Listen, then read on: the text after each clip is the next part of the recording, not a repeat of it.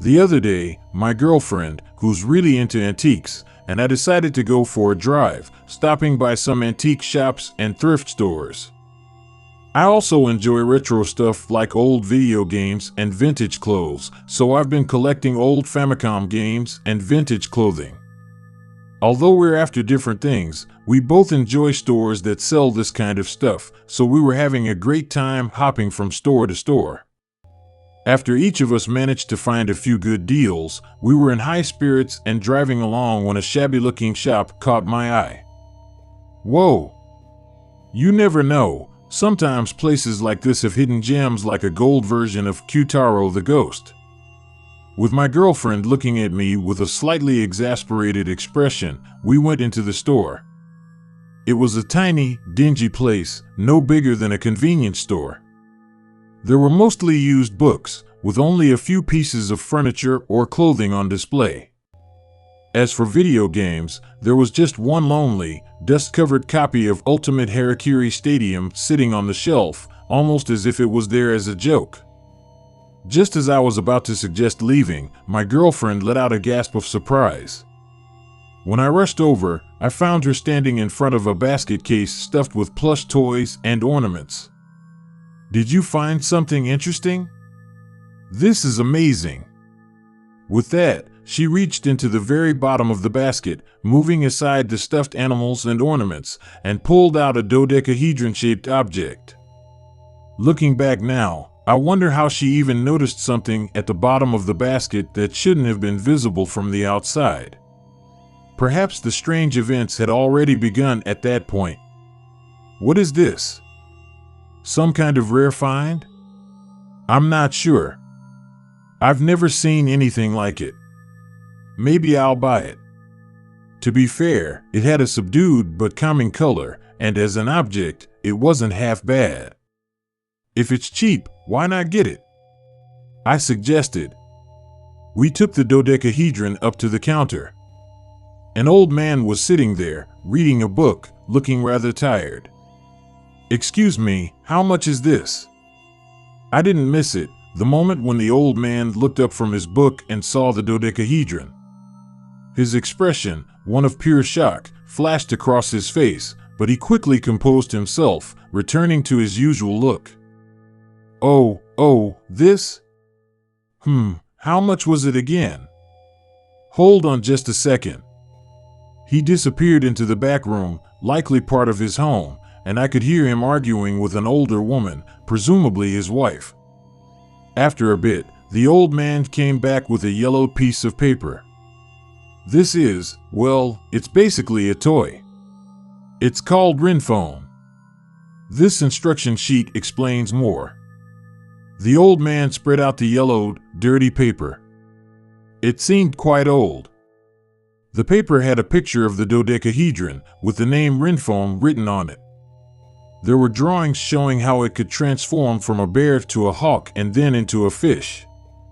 There were also some words written in a language I couldn't understand.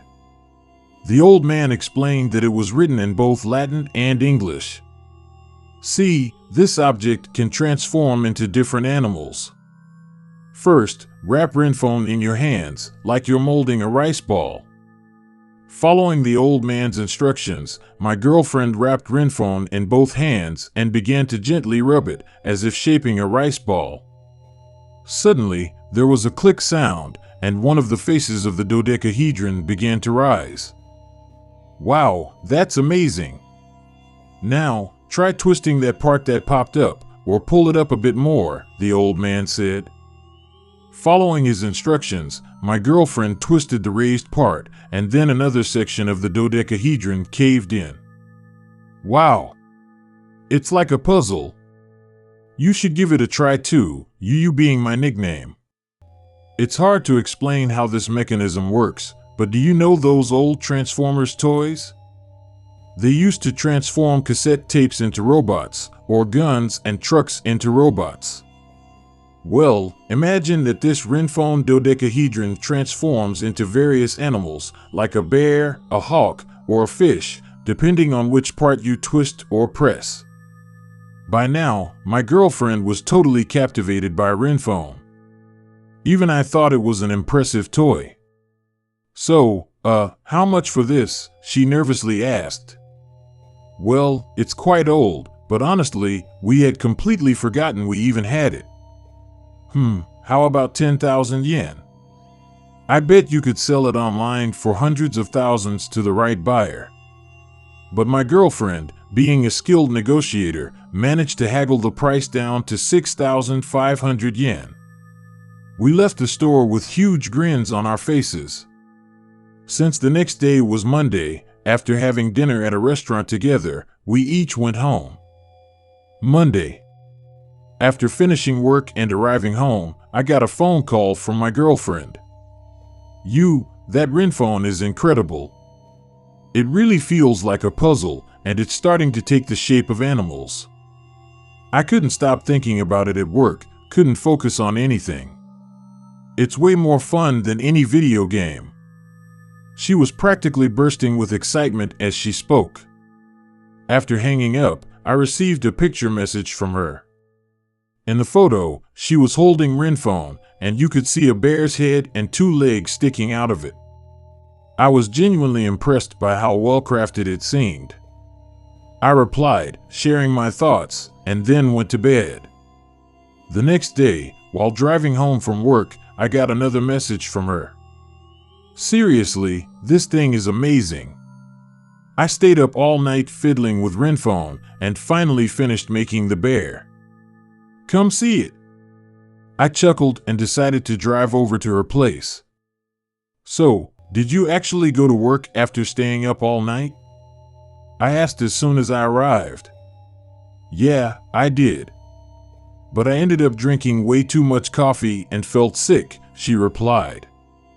On the table was RINFONE, fully transformed into a bear, standing on all fours with its head slightly raised. Whoa, this is incredible. How on earth does this mechanism work? Amazing, right? I'm so hooked on this. Next, it's supposed to transform from the bear into a hawk. I'm thinking of starting that right away. Hey, don't stay up all night again. You can finish it tomorrow. You're right, she said, and we shared a simple meal she had cooked before I headed home that night. Oh, by the way, I forgot to mention, RINFONE is about the size of a softball. Wednesday. On my way home from work, I sent her a message. Did you get enough sleep? How's everything going? She replied, I slept well last night. I'm really looking forward to working on it again when I get home. Around 11 p.m., while I was absorbed in playing my PS2, I got a photo message from her. I finished the hawk. It looks so realistic. Whoever made this is seriously a genius, don't you think? I opened the photo, and there was RINFONE, transformed into a hawk with its wings spread wide. Even to my untrained eye, the craftsmanship was incredible. The hawk looked like it could take flight at any moment. Of course, it's still a toy, so there were some rough edges, but even so, it was impressive. I replied, that's awesome. Just the fish left now, but don't get too caught up, take your time, and then went to sleep. Thursday night. After getting out of the bath, my phone rang. It was her. Yukuin, did you call me just now? No, why? For the past 5 minutes, I've been getting calls about every 30 seconds. When I pick up, I hear what sounds like the murmur of a crowd, like lots of people talking in the background, and then the call cuts off. Usually, the caller ID shows a number, unknown, or public phone, right? But this time, the name Kanata the Far Beyond appeared. I never registered that name, so it's freaking me out. I see. Want me to come over? No, I'll just turn my phone off and sleep tonight. Alright, it's probably just some phone glitch or crossed lines. By the way, how's RINFONE coming along? Did you finish the fish? Almost. I'll lend it to you once it's done. Looking forward to it. Friday. Still thinking about the strange calls, I decided to call her and go over to her place. RINFONE was nearly complete in its fish form, only the dorsal fin and tail needed to be attached. Did you get another weird call today? Yeah. During lunch, while I was eating a sandwich, my phone rang. This time, it showed as unknown, so I answered. I heard a crowd of voices, and they all said, "Let us out," before the call cut off. Maybe it's just some prank or a crossed line. Should we go to the phone shop tomorrow to check? Yeah, let's do that. Afterward, we continued talking about how amazing RINFONE was while fiddling with it, trying to figure out how to attach the tail and dorsal fin. No matter what we did, though, we couldn't figure it out. Maybe it's extra tricky since it's the final step, we joked, struggling to complete it. As we started feeling sleepy, I decided to stay the night since I'd brought a change of clothes. It was Friday after all, and tomorrow was the weekend. That night, I had a terrible dream. From the depths of a dark valley, a horde of naked men and women were climbing up toward me. I scrambled to escape by climbing up a cliff. Just a little further, just a little more, and I'd be at the top, safe. But as I reached for the summit, a woman grabbed my leg. "Take me with you." I woke up drenched in sweat. It was just after 5 a.m. I couldn't fall back asleep, so I lay there in bed, staring at the ceiling, waiting for her to wake up. Saturday. We went to the phone shop, but they couldn't really figure out what was causing the strange calls. So, as a change of pace, we decided to try getting a fortune reading. There's a famous fortune teller in town, known as the Cat Lady. She's called that because she keeps several cats at her home, where she also does her readings. Luckily, we were able to book an appointment for the next day, Sunday. After that, we just spent the day shopping and ended up staying the night out. Sunday. In the early afternoon, we arrived at the Cat Lady's house and rang the doorbell. Yes? We're the ones with the reservation.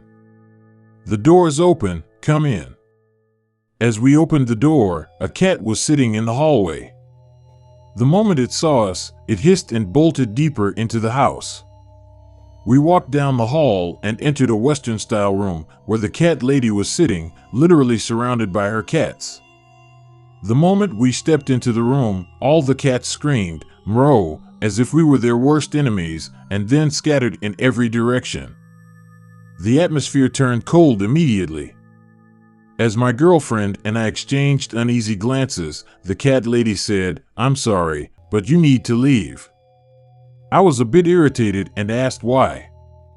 She explained, "The reason I keep so many cats is because they're highly sensitive to certain things. The cats help me by reacting to whether a person is good or bad for a reading. This kind of reaction, it's the first time it's ever happened." I had a flash of intuition. I told the Cat Lady about the strange phone calls my girlfriend had been receiving and the disturbing nightmare I had. Reluctantly, she responded, "I can see something, like an animal figure standing behind her. You need to get rid of it immediately." "What does that mean?" I asked. "Please, just leave."